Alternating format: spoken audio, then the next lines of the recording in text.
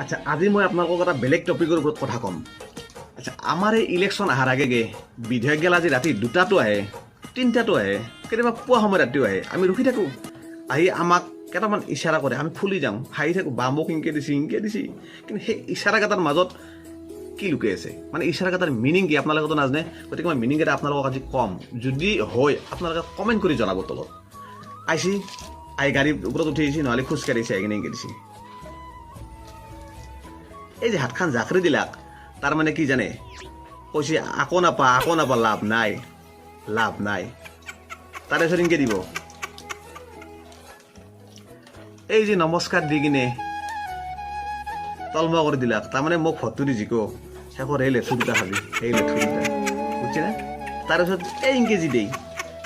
এই যে ফটোটো পাওঁ আমি এই যে দুটা এই দুটাৰ মিনিংটো কি জানে না 1 নম্বৰটো হৈছে মোৰ ল'ৰা ছোৱালীক বাহিৰত পঢ়াম আৰু 2 নম্বৰটো হৈছে মোৰ নামত আৰু 3 নম্বৰত মাটি বাৰী সম্পত্তি ইণ্ডাষ্ট্ৰী যত যি আছে চব কৰিম এই দুটাৰ মিনিংটো হৈছে গতিকে হয় না নহয় আপোনালোকে মোক কমেণ্ট কৰি তলত জনাব দিয়ক আকৌ দাইদেউ নধৰিব দিয়ক